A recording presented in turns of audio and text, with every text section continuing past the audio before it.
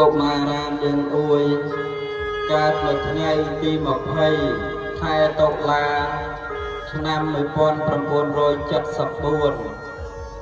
មានទីកំណើតនៅភូមិវាលភូមិស្អាងភ្នំស្រុកស្អាងខេត្តកណ្ដាលបៃតានាងមុំនាងជាកសិករមាតាមានឈ្មោះមុំជាកសិករមានបងប្អូនចំនួន2នាក់ទី1គឺនាងពងជាកូនច្បងទី2លោកនាងអួយជាកូនពៅកុមារាននាងអួយនិងបងគឺជាក្មេងកំសត់ដោយលោកឪពុកមុំនាងបានទទួលអនិច្ចកម្មចោលទៅបាត់បង់បង្គោលគ្រួសារដ៏រឹងមាំបន្សល់នៅអំរែកដ៏ធ្ងន់ធ្ងរនេះឲ្យអ្នកម្ដាយមុំរស់នៅត្រូវចិញ្ចឹមបីបាច់ថែរក្សានៅកូនទាំងពីរជាមួយម្ដាយយ៉ាងលំបាកលោកកុមារានាងអួយបានអាយុល្មមម្ដាយក៏នាំទៅសិក្សារៀនសូត្រអក្សរលេខលោកពុននៅក្នុងសំណាក់វត្តស្អាងស្រែលោកបានអាយុ15ឆ្នាំជាអកុសលអ្នកម្ដាយក៏បានលាចាក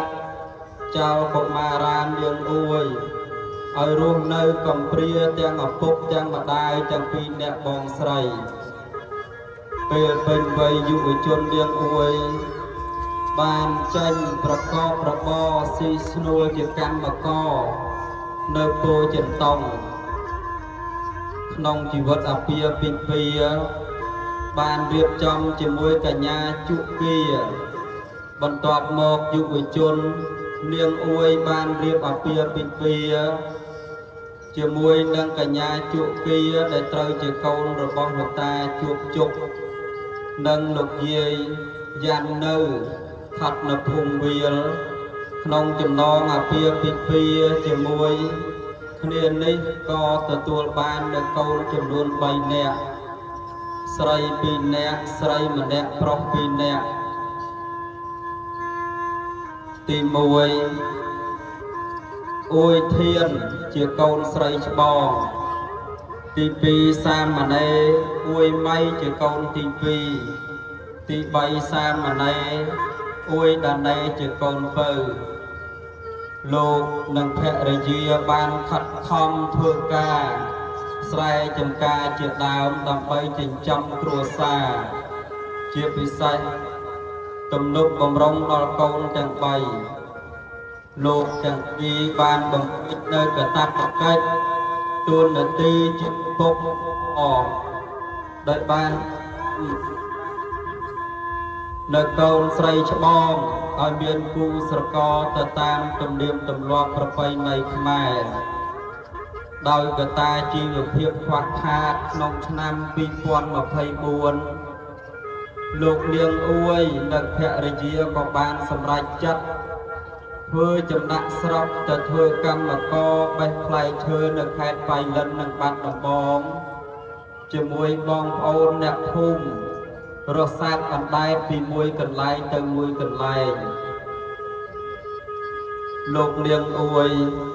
បានជួបឧបទ្ទវហេតុគ្រោះថ្នាក់ចរាចរណ៍ដោយប្រឡាក់គោយន្តឆ្នៃស្ថិតនៅភូមិស្វាយសភូមិត្រែងស្រុករតនមណ្ឌលខេត្តបាត់ដំបងទាំងពីរអ្នកភរិយានិងកម្មករដទៃទៀតដោយស្ថានភាពគ្រោះថ្នាក់របស់លោកនាងអួយធ្ងន់ធ្ងរពេកក៏បានបញ្ជូនមកសង្គ្រោះបន្ទាន់នៅមណ្ឌលសុខភាពត្រែងគួរឲ្យសោកស្ដាយជាពុនពេកណាស់ចំពោះអាយុជីវិតសពសត្វក្រិតក្រមដោយធម្មជាតិពុំអាចអនុគ្រោះបានអ្វីទាំងអស់សុទ្ធតែស្ថិតនៅក្នុងអំណាចនៃសភាវៈធម៌គឺអនិច្ចំទុក្ខំអនត្តាមិនទៀងជាទុក្ខនិងមិនមែនជារបស់ខ្លួនកើតចាស់ឈឺស្លាប់យ៉ាងណាមិញជីវិតរបស់លោកនាងអួយក៏ពុំមានករណីពិសេស ដែលធម្មជាតិដែលមិនជរាជនឹងត្រូវអនុគ្រោះលើកលែងបានដែរលោកនាងអួយក៏បានទទួលមរណភាព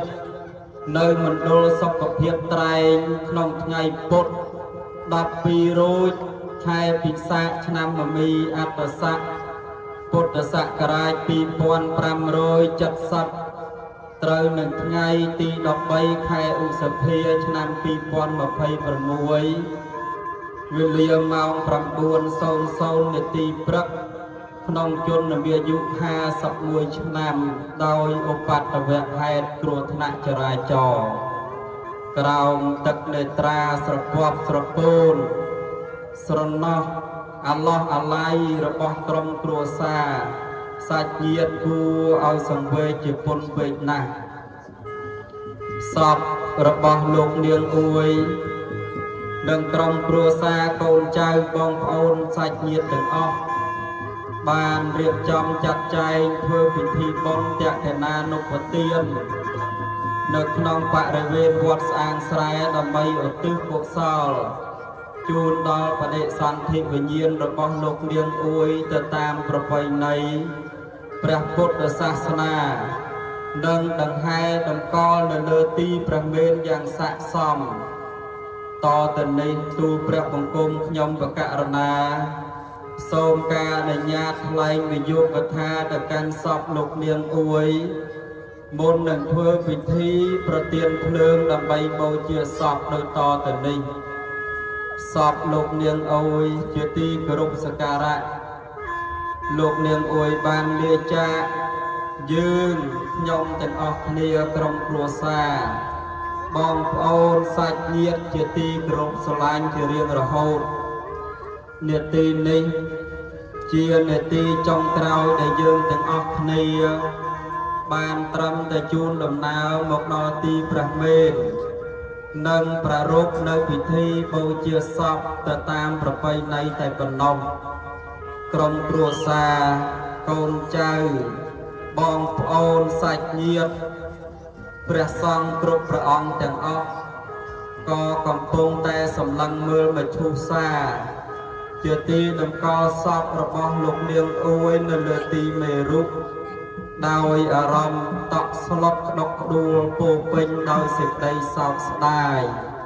អាឡោះអាឡៃដោយការបាត់បង់លោកនាងអួយដ៏មានភក្តីភាព